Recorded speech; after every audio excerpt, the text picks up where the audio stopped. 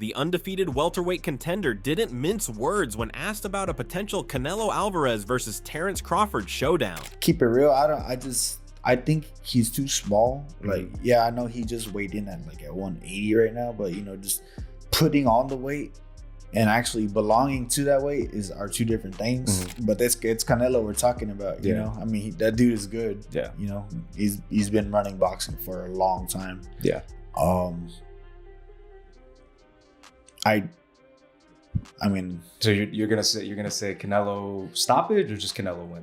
I think it's gonna be a very clear win. A clear win. A clear win. Ortiz didn't hesitate when asked to pick a side, predicting a dominant Canelo performance against the pound-for-pound King Crawford, possibly even a stoppage. Ortiz didn't stop at size and experience. He went deeper into the technical risk Crawford would face if he ever shared the ring with Canelo. Known for his calm, analytical take on the sport, Ortiz pointed out a key flaw he sees in Crawford's game that could be costly at the highest level. And I know I'm going to get some shit for saying this because of me, but Crawford gets hit.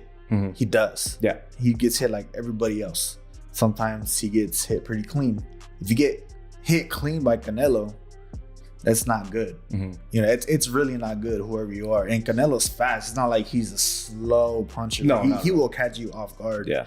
And I mean, it's just different. Ortiz acknowledged that even the best, like Crawford, are human, and against someone with Canelo's power and timing, one clean shot could change everything. It's a rare kind of insight, not from a commentator or fan, but from a top-level fighter who understands exactly what it means to get hit by world-class opposition. And for Ortiz, that's what makes this potential fight less of a 50-50 and more of a mismatch. Ortiz's comments added fuel to the ongoing debate, but he's not the only one in the boxing world siding with the Mexican superstar. While many respect Crawford's skill and versatility, some believe he's biting off more than anyone in his position should realistically chew. Adding his voice to the conversation, respected trainer Greg Hackett weighed in on the potential super fight, and while his tone was more measured, the message was just as clear. In Hackett's eyes, it's not that Crawford can't compete, it's just that Canelo's size, experience, and presence in the ring would force hesitation, something Crawford rarely shows at 147 or 154. In a recent interview, Hackett offered a tactical breakdown of how the fight might play out, and why he leans toward Canelo Alvarez if the two ever meet at 168 pounds.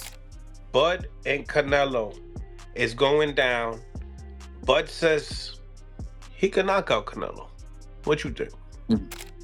I mean, I can't say what a man can't do. You know what I mean? But do I see that happening? Yeah. No, I don't see it happening. But if he believe it, hey, I mean, I want to see. While Hackett praised Crawford's ability and even called himself a fan, he made it clear that the jump to super middleweight introduces new challenges, especially psychological ones. Slight edge to Canelo.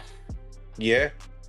Yeah, I like Bud. I'm a fan of Bud. I think Bud is a great fighter, but I just think 68 is gonna make him a little bit hesitant. He gonna feel good. He gonna be strong.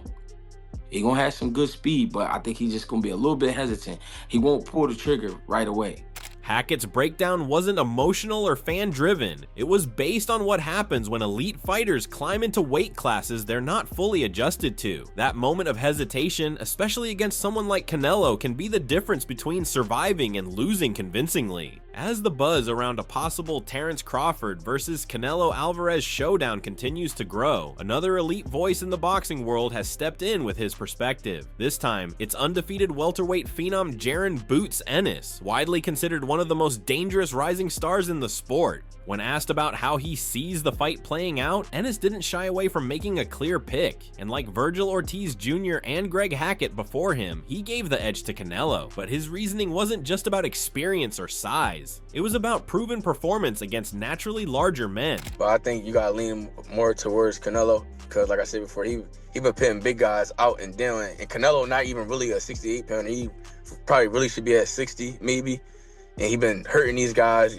I think he be dropping these guys and things like that. So Ennis pointed out that despite being undersized for super middleweight himself, Canelo has consistently handled and even stopped men who are significantly bigger than him on fight night. His ability to absorb pressure and still deliver knockout power, even against opponents who rehydrate close to 200 pounds, is no small feat. And them guys be way bigger than him come fight night. I know that for sure. They be probably close to 200 pounds, and he dropping those guys like that. So I don't know. For Ennis, the idea of Crawford jumping from welterweight to face a fighter like Canelo, who's regularly dismantling full-size super middleweights and light heavyweights, raises real red flags. While Ennis stopped short of completely ruling out Crawford's chances, he made it clear, the risk is massive. Ennis didn't just focus on the risk, he offered a thoughtful piece of advice that might help level the playing field, at least a little. In his view, the smart move for Crawford would be to not jump straight into Canelo, but instead take a transitional fight at a higher weight first, both for physical and strategic preparation. It's gonna be a great fight. The fans want to see it, so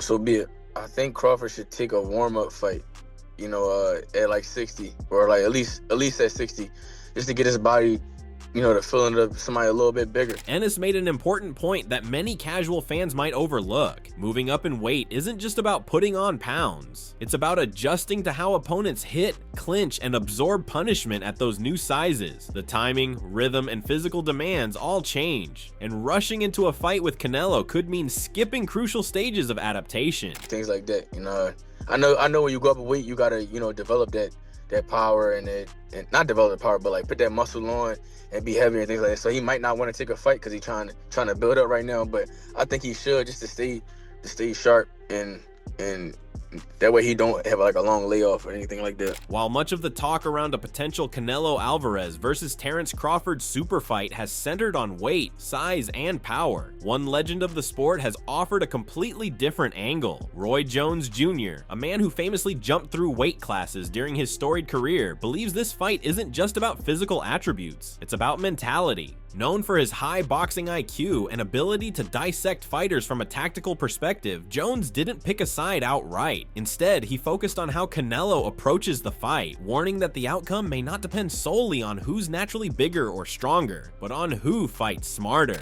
It'll all be predicated upon how Canelo approaches the fight. If Canelo approaches the fight like he's the man, he can box and outbox Terence Crawford, he'll get beat.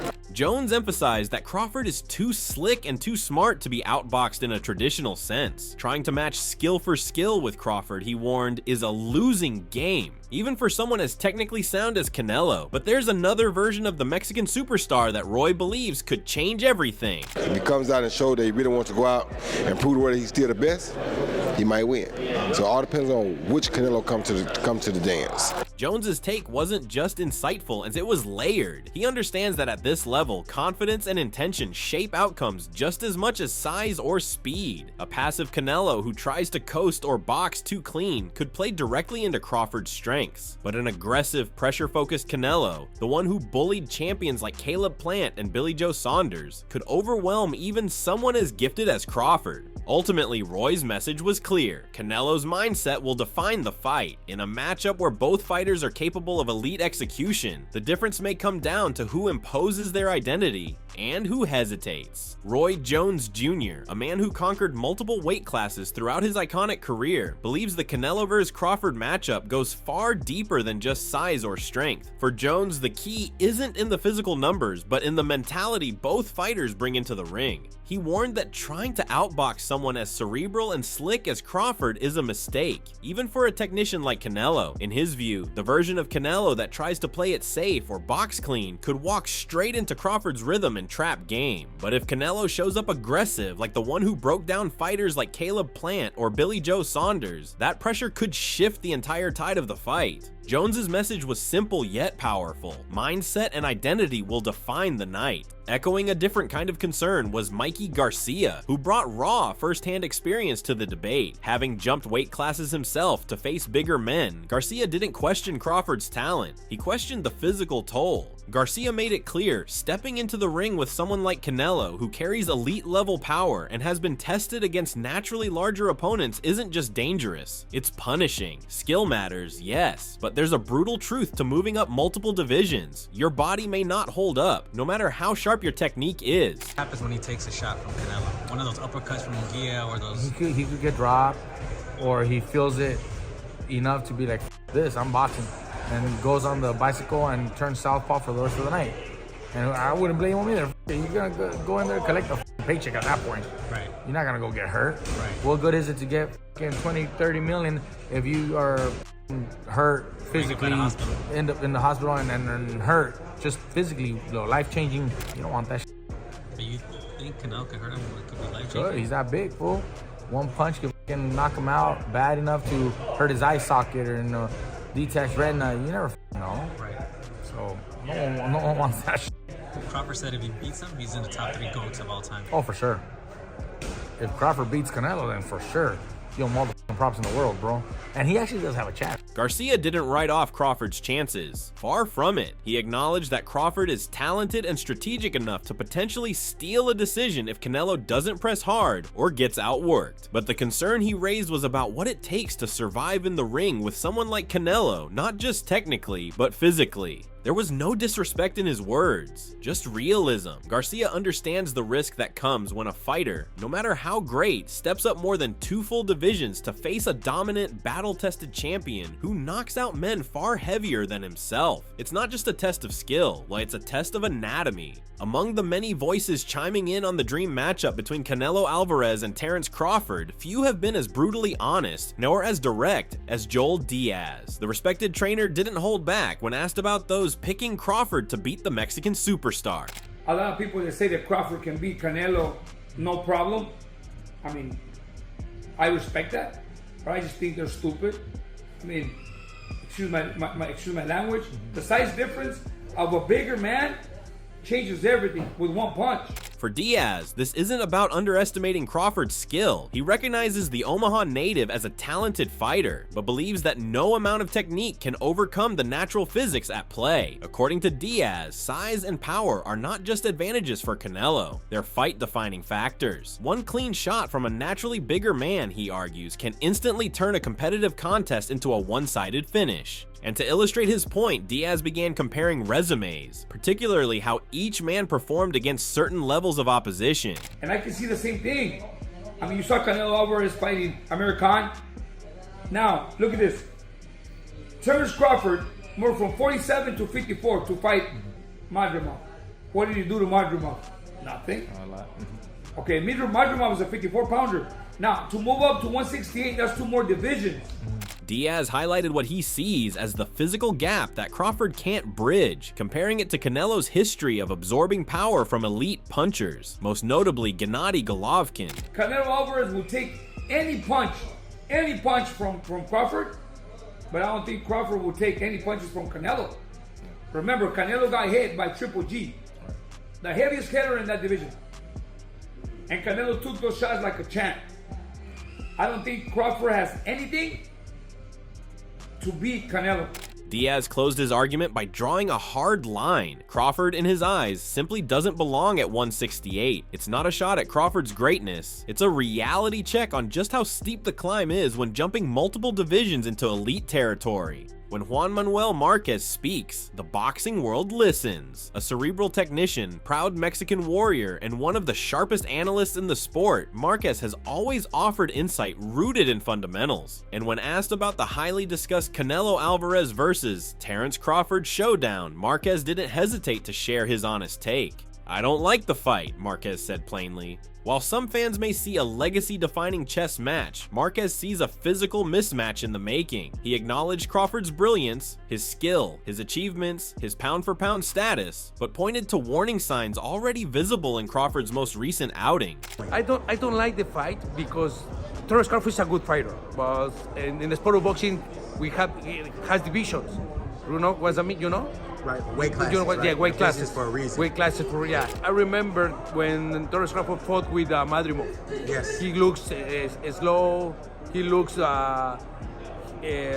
no power. And 3 more divisions. 2 more divisions. I think it's a top fight for Terence Crawford. But Terence Crawford is a great fighter. He has a great defense. He has a good combination of punches. But I think the weight class is no good for him. That comment carried weight. Against Madrimov, Crawford showed flashes of control, but didn't dominate the way many expected. To Marquez, that suggested that even at 154 pounds, the physical adjustment was already beginning to show, going all the way up to 168 against a seasoned, powerful champion like Canelo could spell trouble. For Marquez, the concern isn't Crawford's heart or his talent, it's whether his body can truly function at a level that allows him to compete with a fighter like Canelo over 12 hard rounds. In his eyes, the danger outweighs the reward. While many in the boxing world are leaning toward Canelo Alvarez in a potential super fight with Terence Crawford, one legendary voice is confidently backing the underdog, Nonito Donaire. The former 4-division world champion and one of the most respected minds in the sport isn't new to taking calculated risks in the ring. Donaire himself moved up in weight to chase greatness, and he sees that same fire and possibility in Crawford. You know, Canelo's a stronger guy, the bigger guy, but in the fight with a guy that moves around, and if Crawford uses his skills and his legs and his technique and just his ability, I think he can win the fight in decision, as long as he doesn't get hit with those big shots from Canelo. Donaire didn't just throw that line out for headlines. He based it on what he sees as Crawford's adaptability, timing, and ring IQ. Traits that, in his opinion, could neutralize Canelo's size and pressure. Where others see a size mismatch, Donaire sees a chess match, one that he believes Crawford has the tools to win. Of course, he acknowledged that size plays a role, but insisted that boxing is still a sport where timing beats speed and precision beats power, two categories where he believes Crawford holds a real edge. Donaire's take stands out not just because it goes against the grain, but because it comes from someone who understands the risk and reward of facing bigger men. And when a fighter of his pedigree speaks with that level of conviction, it brings a different energy to the debate. As the conversation around Canelo Alvarez versus Terence Crawford continues to stir debate, light heavyweight contender Lionel Lonnie B. Thompson added his voice, and his opinion came with a classic boxing truth behind it. Like Crawford got skills, but I think size matters in boxing. I think a great big man always beats a great small man. In his view, no amount of technical brilliance can erase the natural edge a bigger, equally skilled fighter holds. That doesn't mean Crawford isn't special. Thompson makes it clear he respects his ability, but when a fighter like Canelo brings both elite skill and physical dominance, it tips the balance. You know, but I think a great small man beats a good big man. I think Canelo's a great big man. That distinction is key. Thompson isn't dismissing Crawford's chances entirely. He's setting the standard. If Crawford were moving up to fight a good super middleweight, he might have the edge. But Canelo isn't just a title holder. He's been dominant at 168, beating top-tier names with skill, patience, and fight-ending power. To Thompson, that makes all the difference. Crawford isn't just taking a step up in weight, he's stepping into the ring with a great fighter in his prime weight class. And that, he believes, is a risk that not even elite skill can fully overcome. Whether it's praised as a bold move or criticized as a mismatch, Canelo versus Crawford is more than just a dream fight. It's a debate about size, skill, and what truly defines greatness. With legends, trainers, and active fighters split down the middle, one thing's certain: if it happens, it'll answer more than just who's better. It'll test the limits of boxing itself. So who wins if they fight at 168? Canelo or Crawford? Drop your prediction below.